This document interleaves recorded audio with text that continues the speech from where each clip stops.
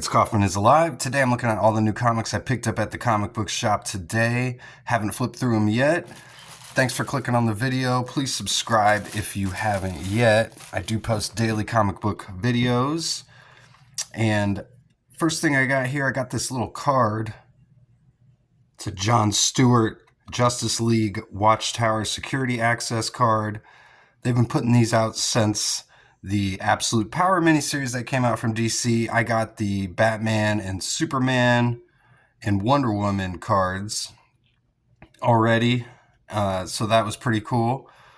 The new Absolute Green Lantern comic did come out today, although that was not one that I picked up. But cool little thing from DC. It was free with the purchase. Also got the free previews from Marvel and DC for September. And these are also free at the comic book shop. Heavily promoting Batman here, which is pretty cool. We got a new Batman #1 that's going to be coming out, along with the Deadpool Batman Marvel DC crossover, which is really exciting. We got this new Batman logo too, which I think is pretty cool. I've seen some discussion about how there really has never been kind of that classic Batman logo like we have with like Superman and, Fantastic Four, Avengers have a couple classic logos. XMen have a classic logo. Batman never really had that real standout logo. They've kind of switched back and forth over the years, but I really like this new one that they're using for this Batman #1. And I'll definitely come out with some videos looking through all those previews from Marvel and DC in September. Also got the comic shop news, which is always cool. There's always some little mini stories in here, and we got all the previews of upcoming books coming out. Some toys. Usually they have interviews with the creator as well, so these are always cool to pick up.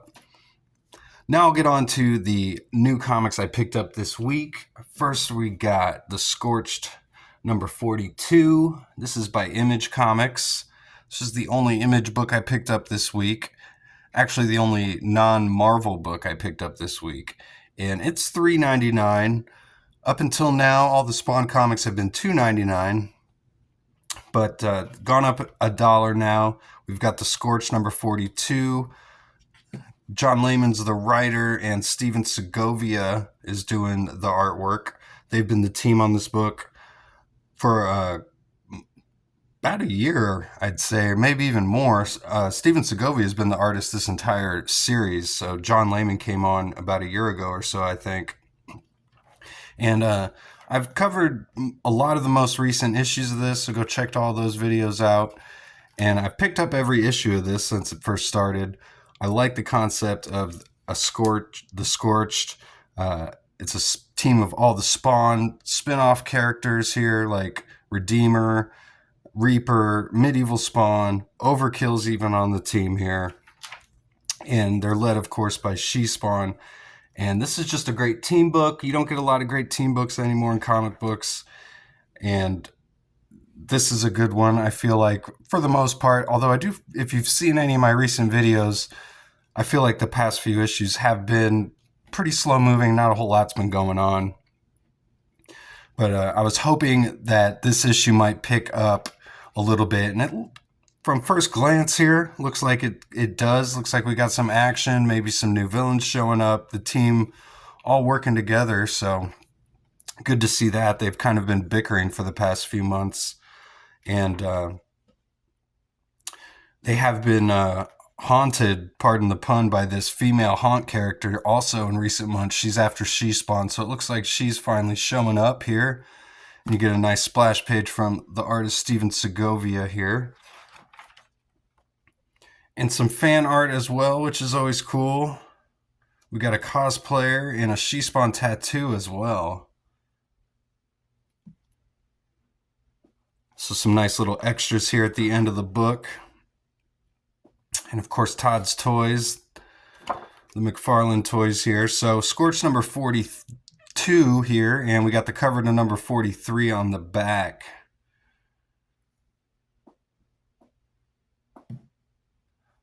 not a bad looking cover. She Spawn there. Then we got the Marvel books I picked up today. Actually, they're all X-Men related.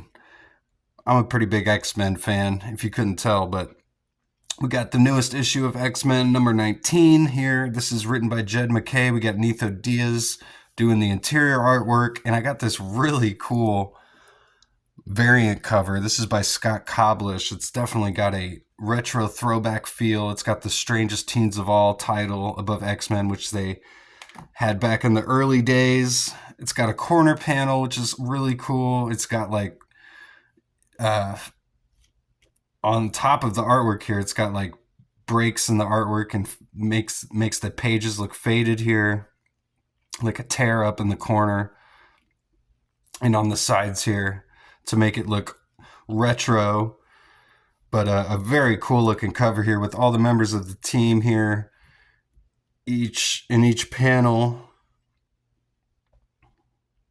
And it just, the coloring too makes it look like the page has been warped and mold growing on it and so forth. But pretty awesome looking cover. I've picked up every issue of this series as well and done reviews of every issue, so go check those out. And I've picked up all the Ryan Stegman covers. He's done all the covers for this series, and I think this is the first variant I picked up because I just couldn't pass this one up. This is so cool.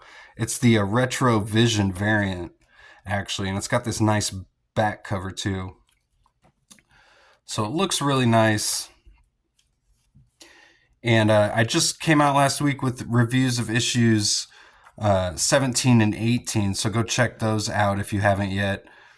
And there's been different artists here on each issue. We got Nitho Diaz on this issue, like I said, and Warlock's in this issue along with Doug Ramsey, who's now known as Revelation.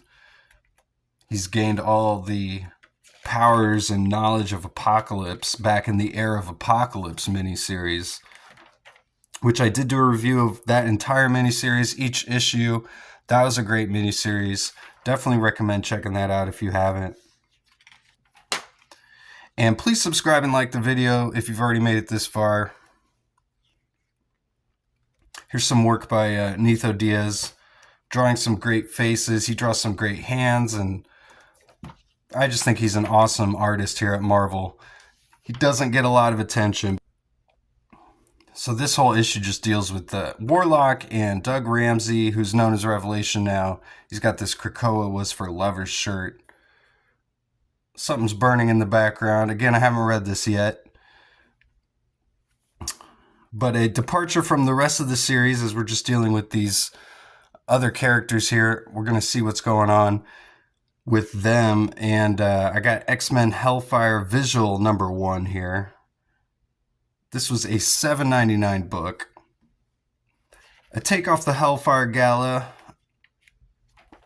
I was a big fan of the Hellfire Gala concept. I thought 2 out of the 3 of the Hellfire Galas were really awesome, especially that last one. I was a big fan of that comic book. If you haven't read that, go check that one out. I still need to do a review of that. It came out before I started my channel, so I need to get back around to it. This issue's cool, though. It's got a whole bunch of different artists in it, including Nitho Diaz from the previous X-Men book that we were just looking at. And we see the return of Jean Grey and the Phoenix coming back to Scott and the X-Men here. And 3K, it looks like here on the final page, is making their presence known to the X-Men. They've got the clone of Magneto here. And I still think we don't know who this is, although he looks a lot like Xavier. So, and he's got Cassandra Nova at his side as well, the sister of Xavier. So I think, I haven't read this, like I said, but I think they're leading us to believe this could be Xavier, or probably a clone or some future version of him or something, right? But I wanted to turn to the back anyway, even though I just spoiled the last page, but whatever. That we've got the whole bunch of different creative teams on this comic book here. There's just a whole litany of them. So check this one out.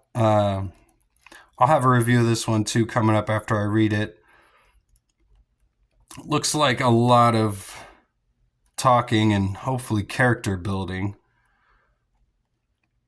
It doesn't look like the villains even really show up till right at the end there, so looks like a bunch of setup for some future X-Men storylines there. $7.99 price point. That's pretty steep. I wonder if it's really worth that. I guess we'll find out. Then I got Ultimate Wolverine number 7. Done reviews of all these as well. This has been a pretty awesome series, and we got Alessandro Cappuccio coming back on the artwork here after a couple months off. And we've also got the return of Logan. He's actually got his wits about him. He's got some of his mind back after being controlled by the Eurasian Council here. Colossus and Omega Red and Magic. There's Omega Red there.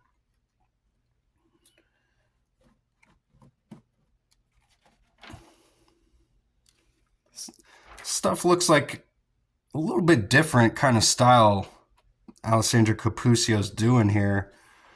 Or maybe some different style with the inks or something. I've been following his stuff since Moon Knight, so for a couple of years now, but looks like he's maybe changing his penciling style up a little bit here. It says he just is the artist, so I think he's doing all the inks and pencils, so.